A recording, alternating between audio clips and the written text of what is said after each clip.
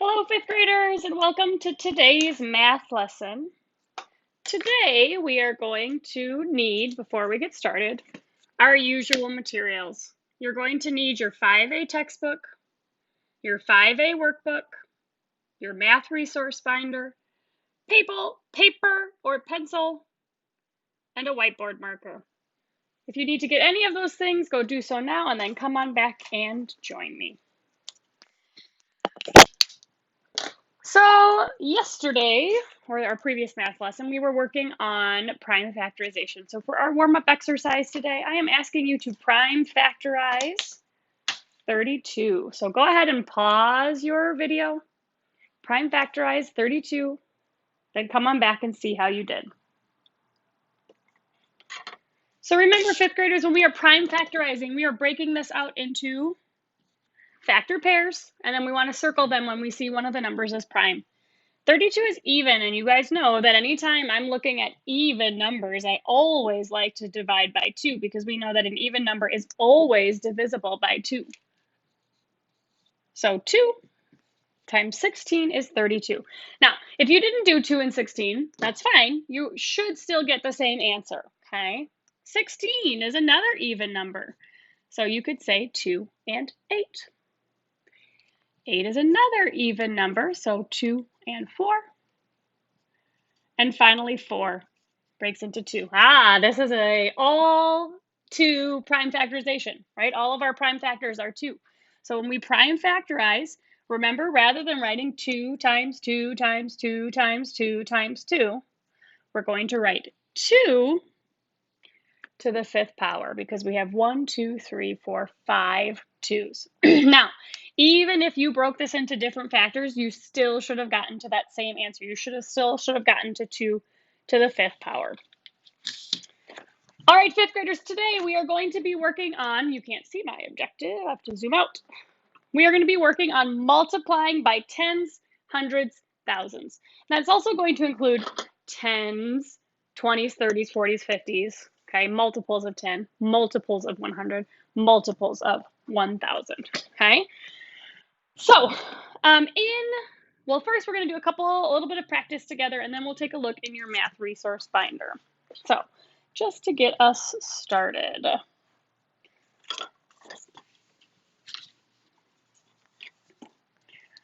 If we were to multiply, let's say, this number 326 times 10, okay?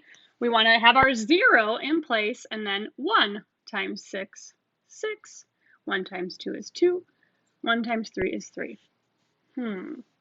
This number looks a lot like this number, but a little bit different. Let's try another one and see if we notice a pattern. 24 times 10. Again, we have our 0. 1 times 4 is 4. 1 times 2 is 2. Again, these numbers are similar, but a little different. Let's try one more. Let's not do a 3 because I already did that. 7, 4 times 10. Again, our 0. 1 times 8 is 8. 1 times 4 is 4. 1 times 7 is 7. Hopefully you're noticing, fifth graders, that if you are looking kind of for a pattern here, you should be noticing 2 things. These numbers, when we multiply you can't see that. These numbers, when we multiply by 10, these numbers stay the same. However, the difference in our product is we have 1 0 here, 1 0 here. 1 0, okay? This is actually going to be a rule that we can continue to apply. So let's try a couple, since we're doing tens, hundreds, thousands, let's see if that rule continues. So let's say 432 times 100. Again, we want to account for our zeros, and then we multiply to get 2, 3, and 4. It seems like our rule stays the same, right? These numbers stay the same. We have 2 zeros here. We add 2 zeros in our product. What if we did times 1,000? So again, we want to keep track of those zeros, but then we multiply. 1 times 2 is 2. 1 times 3 is 3. It does seem like this is pretty much a consistent rule, right? Those digits stay the same, and we're adding zeros at the end, okay? So if you look in your math resource binder, we're going to have some rules that you can follow, which are always going to be true, about multiplication by tens, hundreds, thousands, okay? So let's take a look at these together. Our notes tell us that when we multiply by tens, hundreds, or thousands, step one, you want to put boxes around the numbers of the digits that you were multiplying. For our examples, we would have been multiplying by whatever this is and then 1. But we're going to show a little bit of a expanding on this. So you put your boxes around the numbers of the digits you're going to multiply. We're multiplying 24 and 2. You're going to then underline all of the zeros to the right of those boxes. So we see 1, 2, 3, 4, 5, 6, 7, 8 zeros. Now you can solve the multiplication problem. This is what you put the boxes around. So 24 times 2 is 48. You could do this with vertical multiplication as well. That would be just fine. Then you want to add the exact same number of zeros as you underlined. We underlined 8 zeros, so we're going to add 8 zeros to our product. That's our answer, okay? So we're going to work in our textbooks, 5th graders, on applying these rules. And these are rules that we're going to want to make sure we keep on using as we go. You can keep that math resource binder out for you to refer to if you're feeling uncertain about these problems. So in our textbooks, we are going to be working on page 24. So pause if you need to get to page 24, and then you're going to start working along with me. So looking at our earlier problems, this should be somewhat familiar. So as we look at 1A, this is not something that I want you to write vertically. We can follow those steps. So according to the steps that we laid out in our notes, we want to put a box around the numbers that we're going to multiply and underline our zeros. We should be able to do this in our heads. 328 times 1 is 328, right? Any number times 1 is going to be that number. We underlined 2 zeros, so we need to add 2 zeros at the end, okay? Also, we could have just looked and said 3,280, and we add a 0, okay? 1B, we're going to follow that same process. We're multiplying 1 times 536, and we're going to add 4 zeros. So 536 times 1 is 536 plus 1, 2, 3, 4 zeros. After you get to your product, then you want to go back and add your commas. 1C, 630 times 1,000. We're multiplying 63 times 1, which is 63, and adding 1, 2, 3, 4 zeros. Go back and add our comma to get 630,000. Another way of thinking of all of these 5th graders, if you multiply by 10, add a 0. If you multiply by 100, add 2 zeros. If you multiply by 1,000, add 3 zeros. Okay, and that's going to be true as you're working through these. All right, this sounds a little bit more complicated, but we are going to follow the same steps. We're being asked to multiply 16 by 700. So again, we want to put our boxes around the digits that we're going to multiply and then underline the number of zeros at the end. It's likely, 5th graders, that you can't multiply 16 and 7 in your head, which is just fine. I don't mind if you do the vertical multiplication for this part of it. I just don't want you to write out all of 700. Okay, we can save ourselves time. So 6 times 7 is 42. 7 times 1 is 7, plus 4 is 11. Don't forget, though, this is not our answer. We now have to say 112, but we have 1, 2 zeros to add. So our answer is 11,200. Next, fifth graders, we're going to try the steps for number 3.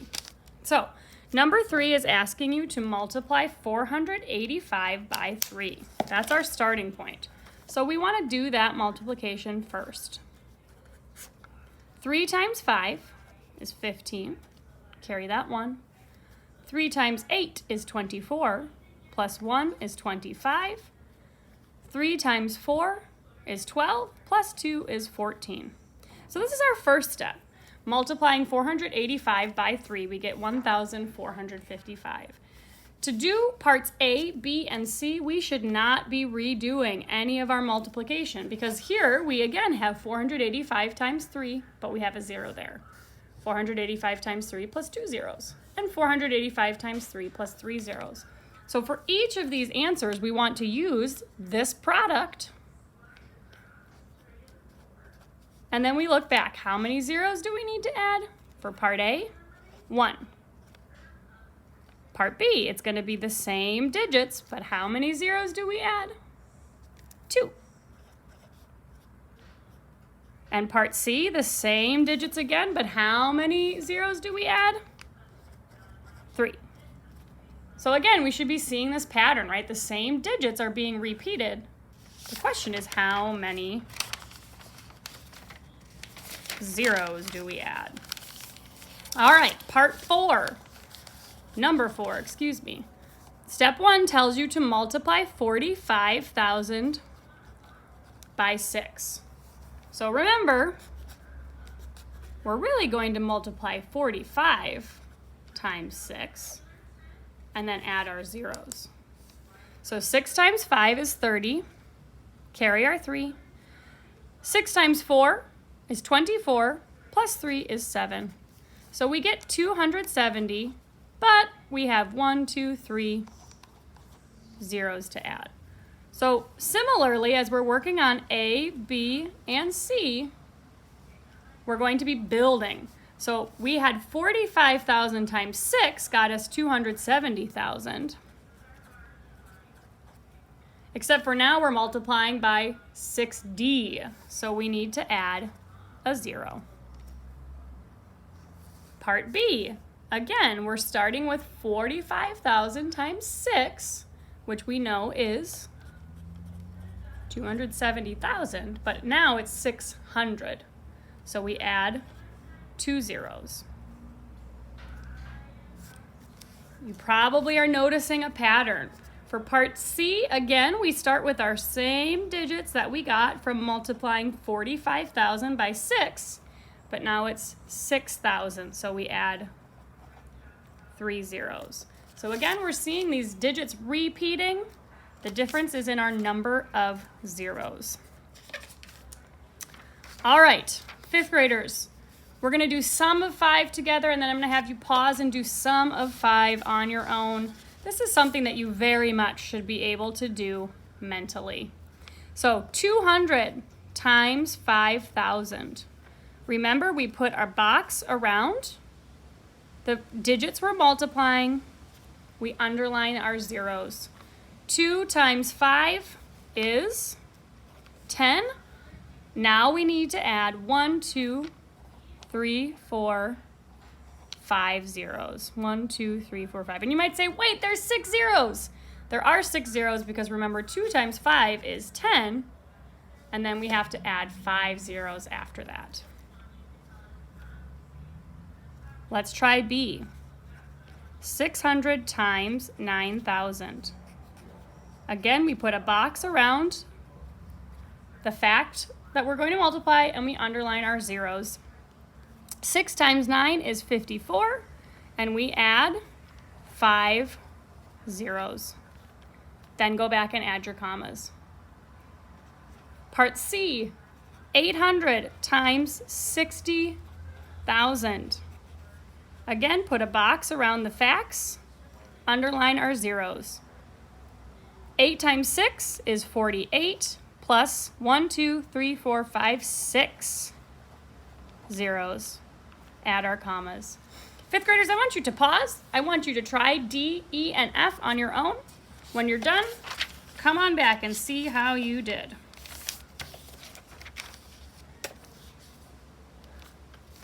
All right, D, 500 times 20,000.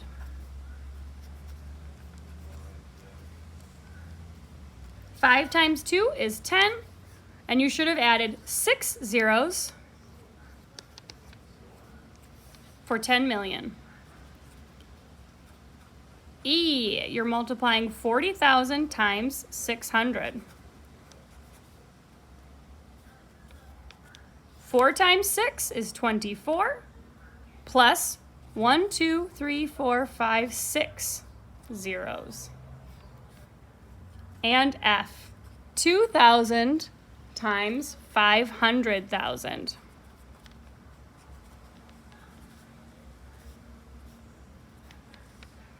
Two times 5 is 10, and this time you're adding 1, 2, 3, 4, 5, 6, 7, 8 zeros. 1, 2, 3, 4, 5, 6, 7, 8 zeros. Whew. How'd we do? Did we do all right? This is the same process you're going to be working on for your homework, so hopefully it is coming together. All right, so fifth graders, we're going to be talking about estimation now. And when you are estimating, remember that the first step for our estimation is to round, and after we round, we do the multiplication. As a reminder, I said this to you when we estimated before. You want to make this as simple as possible for yourself. There is no need to overcomplicate this. We're jumping ahead to number 8. So if you're estimating 529 and 340, first of all, please, estimate means do not find the exact answer, right? You're not multiplying these. You're rounding first and then you're multiplying. So when I say keep it simple, make it easy, you want to round to the greatest place value that is given to you, unless you're told otherwise. But if you're not told otherwise, make it easy on yourself. So 529, I want to round that to 500, right? Our 2 tells us to round down. 340, I want to round to 300. Now we should be able to work out our solution pretty much in our heads. 3 times 5 is 15, and we add 1, 2, 3, 4 zeros. Again, part B, make it simple. It doesn't tell you what you have to round to, so round to the greatest place value. So 7,500, we should be rounding to 8,000. 386, we should be rounding to 400. Now, 8 times 4 is 32, and we add 1, 2, 3, 4, 5 zeros. Go ahead and pause, try C on your own, and come back and see how you did. So for 7,804, you want to round that to 8,000, and 590, you want to round to 600. Now we're going to put a box around the 2 we're going to multiply and underline our zeros. 6 times 8 is 48, and you should be adding 1, 2, 3, 4, 5 zeros. How'd we do, fifth graders? I hope you guys are getting the hang of it. It's the same process you're going to follow as you go through today's homework. So remember, our routine, right? We've done a video. Next, there's practice. There's a practice document attached. You're going to do the practice problems. Once you're done, you want to compare them with the key. Again, don't just switch the answers. Try and figure out why you got the answers wrong, okay? And if you cannot figure out why you got the answers wrong, then you absolutely should ask for help, okay? After you've done the practice work and you feel really confident that you're understanding, your homework is going to be in your workbook, pages 16 and 17 in your workbook, okay? Pay attention when it says estimate versus multiply, okay? When you're supposed to find an estimate, you want to round first. You're going to take a picture of those 2 workbook pages and submit them. Good luck, fifth graders, and let me know if you have any questions.